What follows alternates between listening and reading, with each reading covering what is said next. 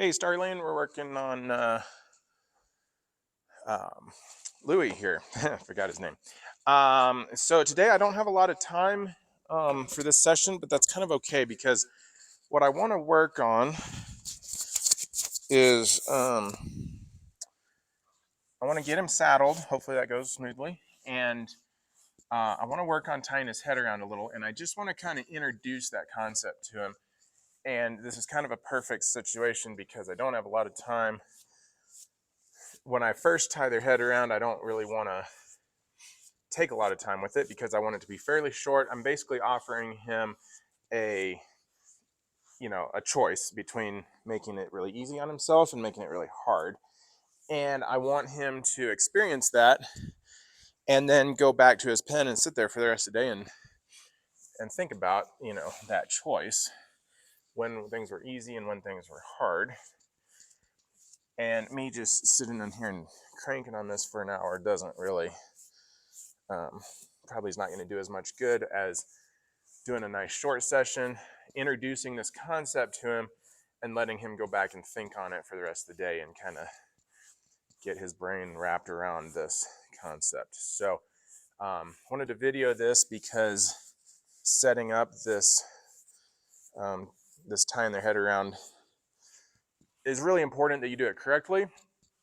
There's a lot of people that kind of cowboy this and do it incorrectly, and I don't think it's very wise or humane to do it incorrectly. But if you do it correctly, I really feel like this is a very, very important step and a very important way to both get them to start to be softer to the reins and to give to the reins without making them mad at your hand, because they're going to be pulling on themselves rather than pulling on your hand. So it's a way to get them soft to the bit, and also a way to get them moving their body better and kind of their body usage getting better. So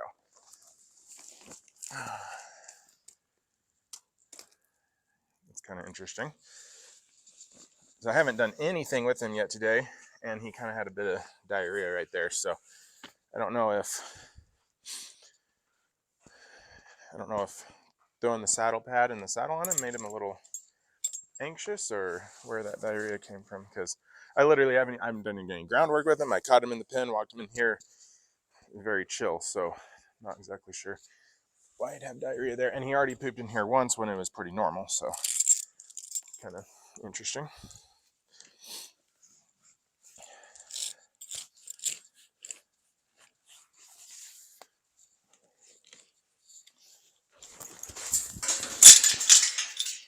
All right, interesting. Good to know. So it didn't look cinchy to me, but I was a little on alert, right, because of that runny poop. And the owner had told me that he was cinchy, and he kind of blew up right there. So, but I want you to also notice, so we'll just do a bunch of desensitizing on the saddle. But I want you to notice that when he blew up, he kind of ran backwards. But a couple of things. First off, there's a lick in the shoe. First off, I want you to notice that when he tried to kind of sit back and he hit the end of this rope tied to this fence. This fence is not super solid right here because I have a gate there and a gate here. So he could have pulled this gate kind of over and like drug it into the arena, but he didn't. He felt that pressure on the lead rope and was like, oh, I know I'm scared. I want to sit back, but I feel this pressure. I have to come back forward. So that's an excellent sign right there that he's able to override his fears and come back to where he needs to be. And second, so he shut that down. And what was the other thing? I don't remember. Anyway,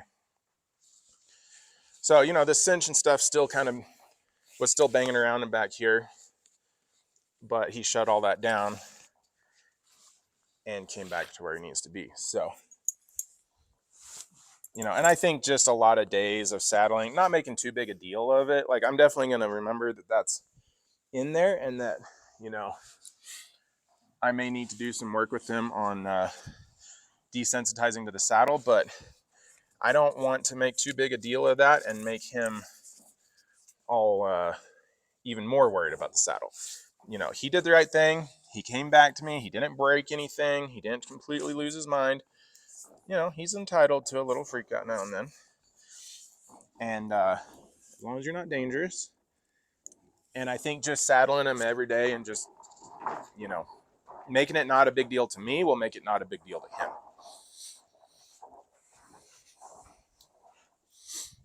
But definitely good to know that that's in there, right?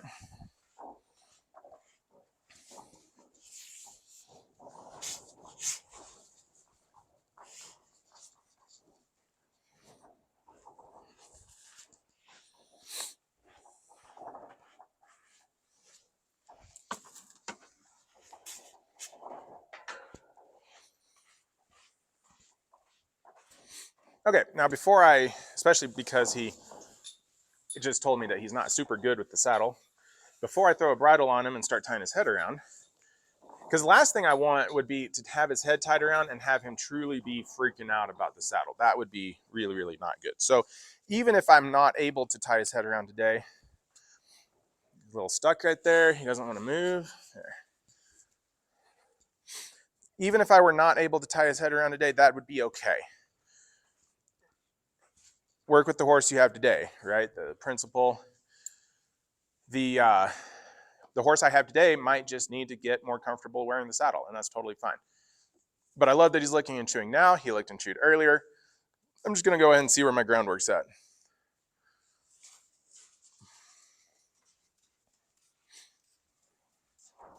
At least he looks good wearing the saddle. That's the most important thing, right?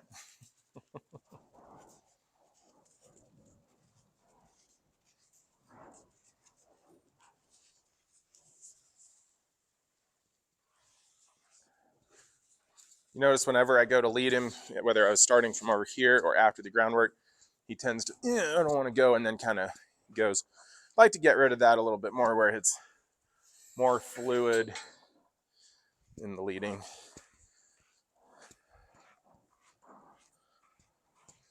There, he kind of sits back a little bit. He just, and I talked about with Starling the other day, the owner of this horse, that, I asked her if he might have been a stud, a little bit longer than normal. And she didn't know, so I don't know, but he does. To me, he has a little bit of stud kind of characteristics, but, not like I'm going to do anything different one way or the other. It's just kind of interesting.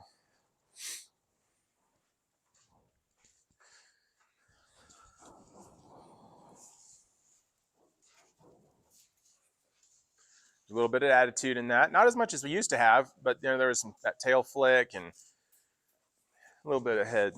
Like, I don't want to do this. But he's not running around crazy or anything. He's not dragging me over to the arena, or to the gate. We're in the arena. He's a lot more centered in his circle than he has been in the past. So some of that work that we did yesterday on that has paid off. And what I mean by centered is before his circle was super lopsided to that direction, to the gate. And on this side, he'd be pushing in, and on that side, he'd be pulling out. And he's not doing that as bad today. So that's awesome. That's a big improvement. The fact that he's being pretty soft at the halter, he's just walking nice and straight and firm. Like I'm not having to drive him up in that walk. He's just walking out, nice and forward.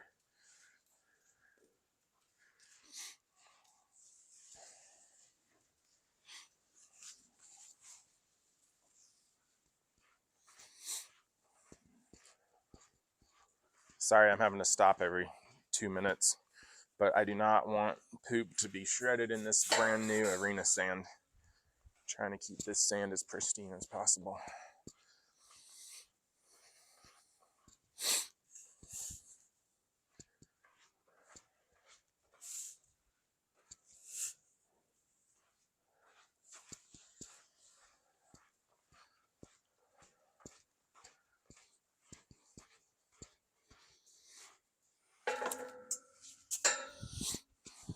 All right, he seems pretty good. I think that little freak out at the beginning was just that, a little freak out. But I want to go ahead and I'm going to get him into a trot, hopefully a lope. Now he just chose to go that way on his own, so I'm just going to send him the other way. That wasn't too bad. He didn't get too offended at that. He just kind of was like, oh, my bad. And there's a lick and a chew. He's like, oh, I probably should have waited for instruction instead of just assuming I knew what we were going to do.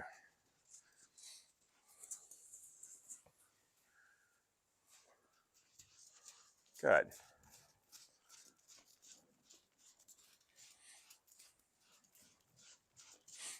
Okay, now see how he's pulling his head to the outside and kind of flinging it out like that? Hopefully you can see that in the camera. Are you seriously going to poop again? How is that freaking possible?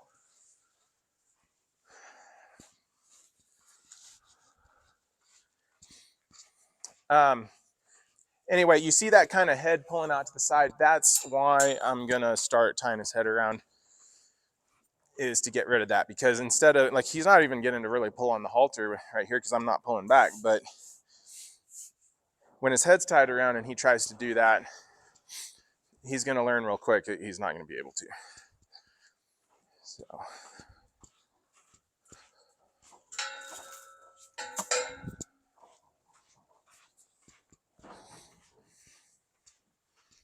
there he pulls on the halter a little bit.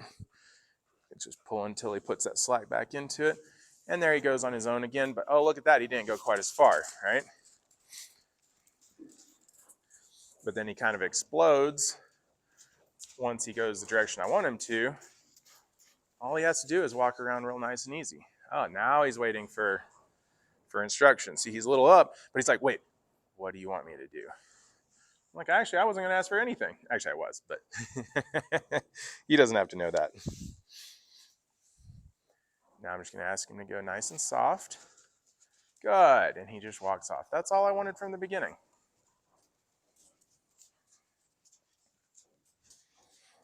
So much of horse training for me, my program, is just trying to get the horse to figure out that, man, doing things the easy way is so much easier than doing things the hard way.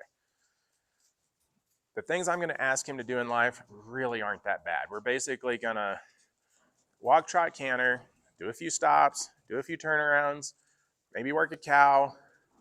It's pretty fun if you just relax and do it. But if you get all tense and you're fighting against it and you're running the wrong directions and you're getting beat on, like, life can get really uncomfortable if you make it that way. I'm going to go ahead and ask him to trot. Good. I like that trot departure. Yeah, it could have been a little quicker, but that's the point. I want him trotting off of me driving him up, not off of him just being scared and, you know.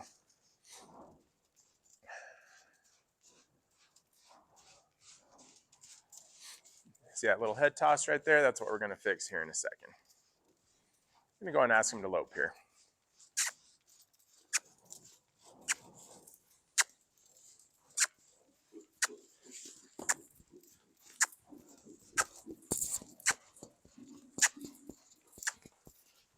Good. You know, he really doesn't have a half bad lope. It's good to see him actually getting into that.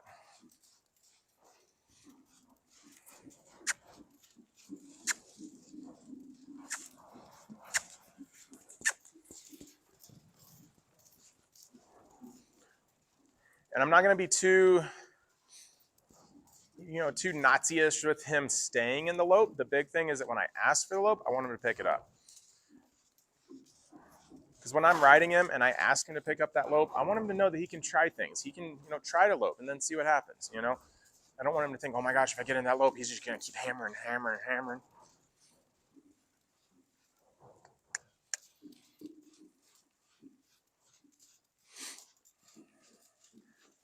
Ask him to slow down to a walk.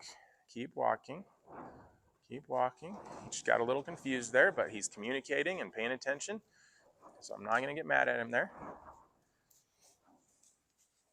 Good. Now his head starts to lower a little bit. Excellent.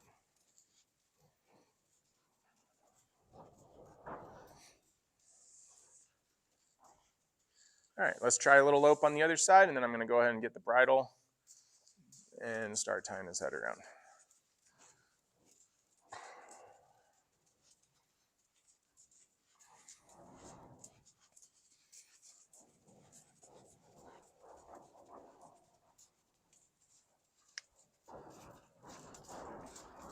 Better trot departure. That's getting better every day. I like that. You can see him sticking his head way up in the air though. Not going to try to fix that just yet.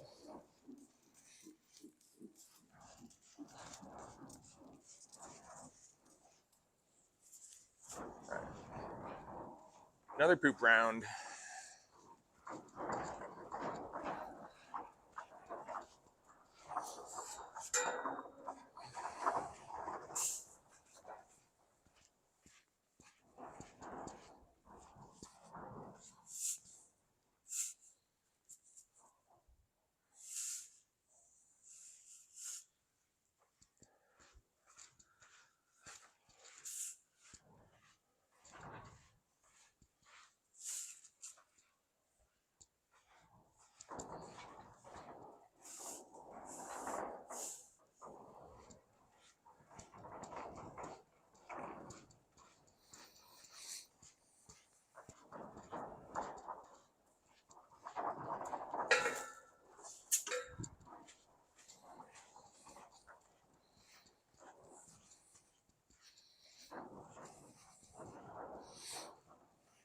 All right, good. And he didn't choose one way to go this time. He stayed locked into me. So remember the last 2 times we came up here, he just started walking around me on his own. This time he stayed nice and locked in. He's like, boom, right there, licking and chewing. All right, he loped. Let's see, I'm trying to remember which way we just loped. He was loping to the right, so I'm going to have him lope in the left lead now. Pretty sure I'm right.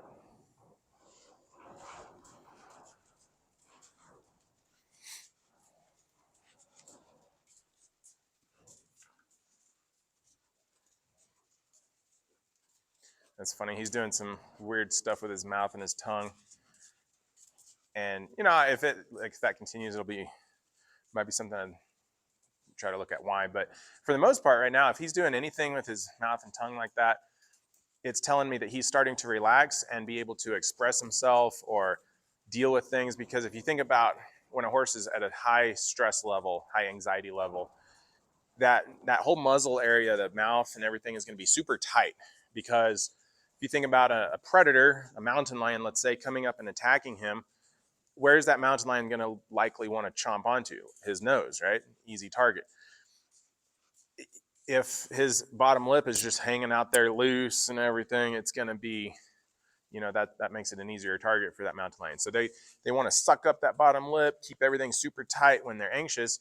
And when they relax, all that stuff starts to loosen up. And so, you know, just like you as a human, you start to loosen up a little bit. Your mouth might work a little bit more. You might, you know, clean your teeth with your tongue or whatever, you know.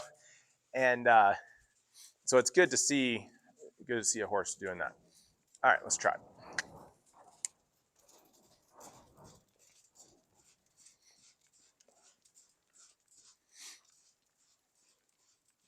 It's getting a little destination addicted over to the gate, but not too big a deal. All right, I'd like to him to lope.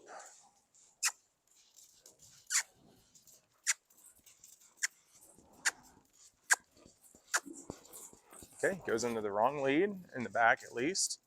It's not really balanced, but I'm not going to worry about it just yet.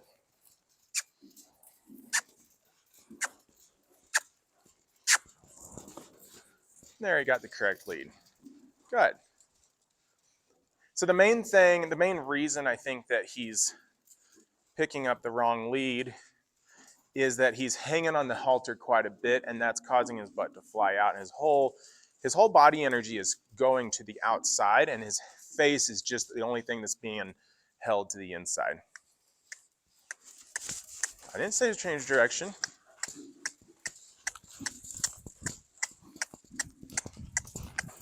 There you go. All right, so that kind of crap's got to go away, right, before we start riding him. I never said change direction. He just either got confused or said, screw you, I'm doing what I want, right? And it's better because,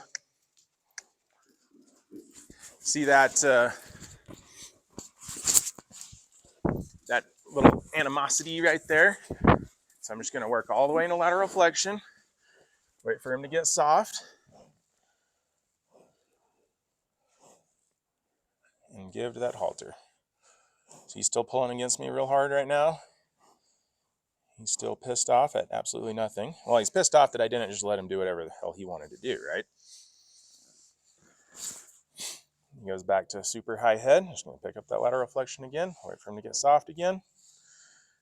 Because if I have to get into a fight with him like that under saddle, I don't want it to have the same ending it's having right now. I don't want it to take this long for him to go, oh, yeah, you're in charge. I'm okay. This is better. His neck is, and head and neck's a little bit softer here. He's giving to that a little bit better. He's blinking, head coming down. That's better. But I'm not going to give him a rest right here. I'm going to go right back into it because, you know, the only reason we're not loping right now is he caused that little ruckus, right? So I'm going to go right back. Actually, not loping, trotting. So I'm going to go back to where we were, which was trotting. And he got a little PO'd.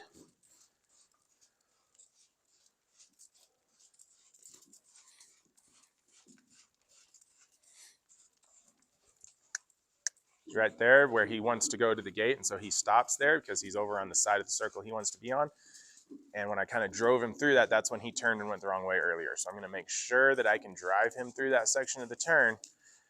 And, you know, no hard feelings from earlier. If he does the right thing and stays bent to the inside and drives up and does what he's supposed to,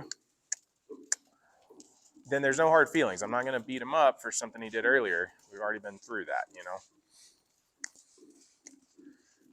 Better. Okay, he's come through that a couple good times. Go ahead and let him stop. Good. Beautiful.